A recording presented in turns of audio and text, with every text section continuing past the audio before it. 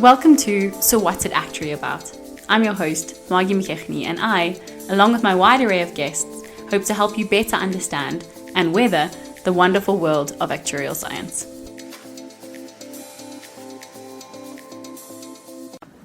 Hello, and welcome to this episode of So What's an Actuary About? I'm joined by Billy.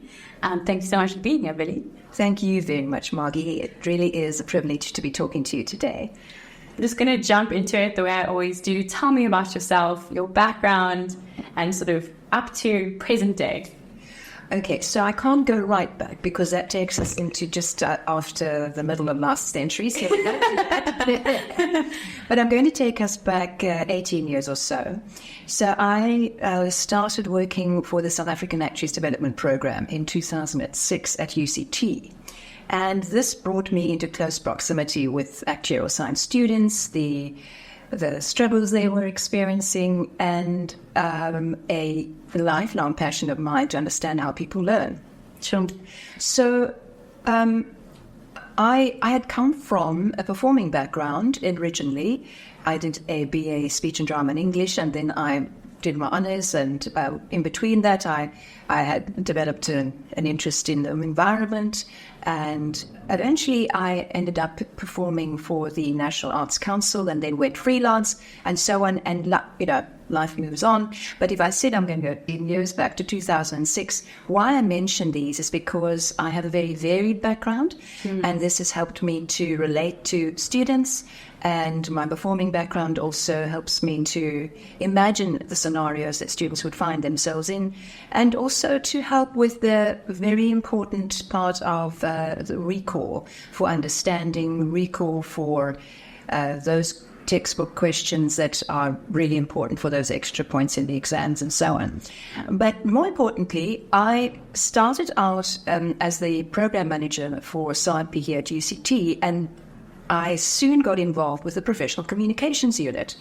They needed extra facilitators for their workshops, and so way led on to way, and I started... As it does. And I started becoming more involved in the actuarial science professional communication semester, and started contributing there and learning the skills really that you needed to communicate effectively with the lay audience for, actuarial students. So that's how that happened. Then I became incredibly intrigued with, it wasn't just a case of me supporting students during the degree and finding out how they were learning. There was something else that was missing. Yeah. I didn't understand the knowledge perhaps well enough.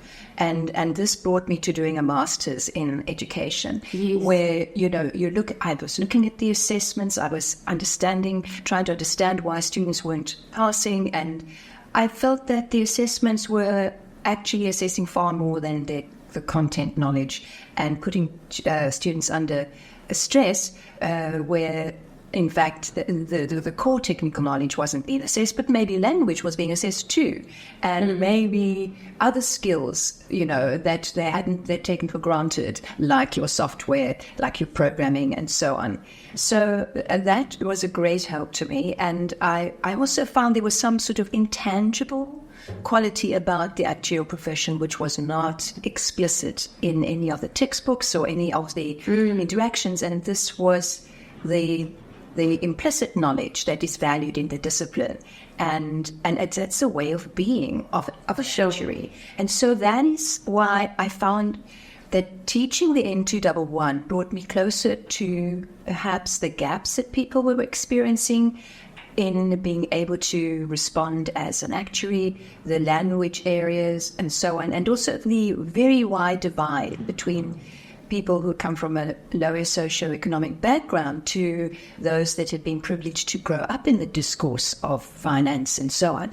Gives those that had that a fighting chance, really, much more of a fighting chance than those that don't. So that brought, my master's was incredibly illuminating for me, because as academia goes, you would have to find a school of thought that you could pin your intuition on and actually examine, well, what does this this experience tell me? And if I look at the material, how can I say that this part of the knowledge is implicit and this part of the knowledge is explicit? So I took to examining the first course at UCT, which is an introduction to actuarial science. Yes, that's what I teach. Well, yeah. Great, Margie. And so that was quite formative in my understanding of how students gain access to the knowledge. Yes. And built a foundation. Absolutely. Because when I first arrived in 2006, that was a hodgepodge of a course. Yes. It really wasn't very good. And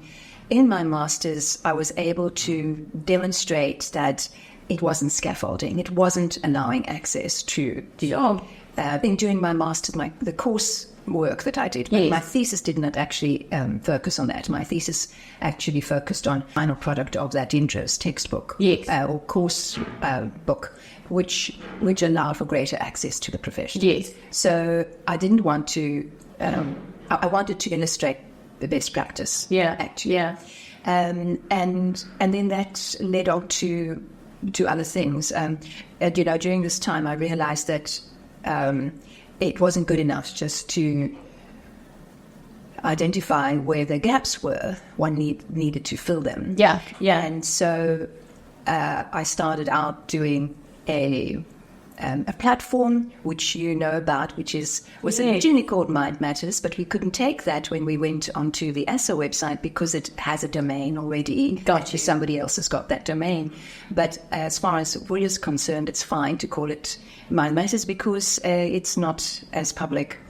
But what I wanted to say for the benefit of those that might be listening in on why it's so important to get students who embark on this actuarial journey to understand that they need to read a lot more. They need to expose themselves to what is out there that would be impacting on the industry, of their understanding of how their skills can be utilized in the industry. It's very important because these skills are for some quite natural because they grew up with it, but for others they need to acquire these, and they definitely are examined in the later subjects. And assumed. That's the whole thing about this conundrum, what's explicit and what's implicit. And as students will always want to know what is examinable. Is this examinable? But I didn't see it in the textbook. So all these other bits and pieces fall into the way of being of the actuary, and actually they are very valued by those that are assessing you for those final exams. Whether or not you are fantastic in the workplace doesn't unfortunately come into the assessment that the final exam. It can't. So that's true. So that's why I thought the Mind Matters is actually a platform. It's a newsletter now. It's currently become a newsletter which comes out twice a month at least, and then it exposes students to broader commercial industry news as well as the economy and maybe diversity and inclusion in the financial services industry, as well as focusing a bit on how you can equip yourself if you are studying actuarial science. So, I mean by that, equip yourself mindfully and your emotional well-being and your resilience and so on. So, the thing is that we would like to see people succeed in actuarial science. So, if there's a gap, and I've identified, other people have identified, why don't we start filling that gap in some way or another? And this is not the polyfiller, the Mind Matters. It's not the ultimate. It just goes part way. Yeah, it's a step in the right direction. That's right, yeah.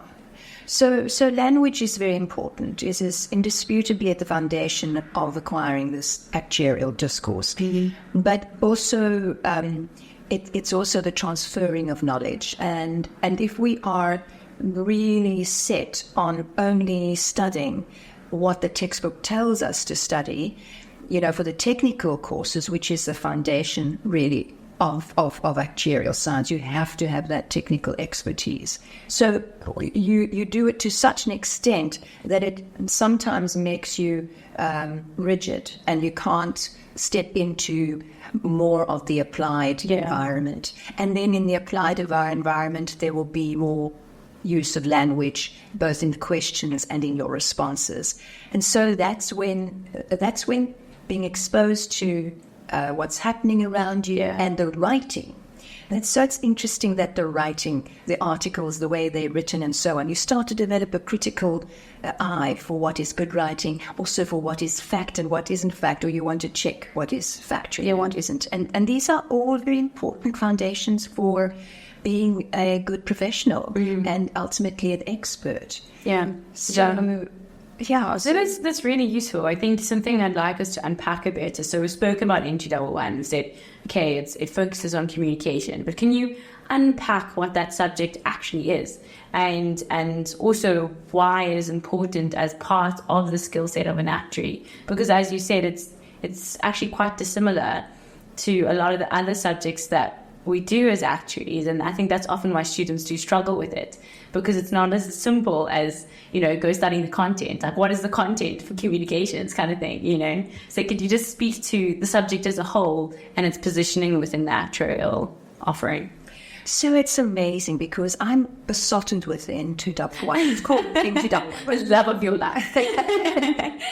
Well, in a way, it has to be, because it's my entry point into the profession. I'm not an actuary, but I do know what is required, or what it takes to become an actuary, and I appreciate that. And the N211 is a sort of microcosm of it, because it's assessing your ability, really, of being able to communicate to a lay audience what it is that you're trying to convey in terms of the work or a concept or a policy, or even it could even not be actuarial, but you're using maybe statistics to explain a phenomenon. Now, all of that is bringing all your skills to the fore in one little scenario. Now, isn't it amazing? If you ask a doctor to explain something to you, or the doctor happens to be there, they will see it from their physiological perspective and give an answer. And they, in much the same way, you would be required, because you can understand statistics, modeling, mathematics. You have the actuarial control cycle as well.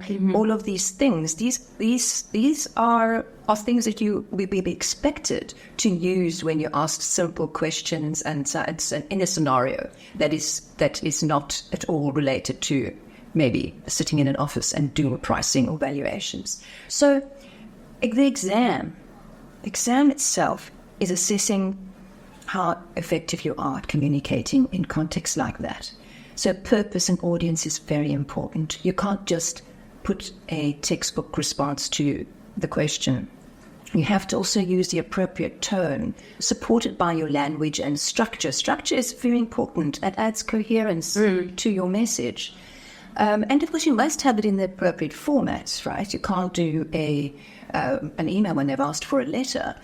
And then, of course, as I've said, you're using your technical understanding, right, of the concepts in an actuarial framework, but you are right up until A2 series and, particularly A211, which is your fin maths. It's a minimum requirement for this exam, the fin maths, because we do get lots of questions about loans and time value of money and investments, which you need that understanding to kind of relay that. You do. But to get back to your question, Margie, about why it's so important, is because if you don't have this basic communication sort of standard, you are limited. That's all I want to say. And an actuary, as a profession, should be limitless. And so you want to refine your communication. Do not feel that communications, the exam itself, is a barrier. It's not. It's really just showing you where you need to refine your skills. So the exam must test your proficiency on a number of levels. And what you don't know before you get into the exam for the first time, perhaps, is that it's also testing your proficiency in Word and Excel and PowerPoint and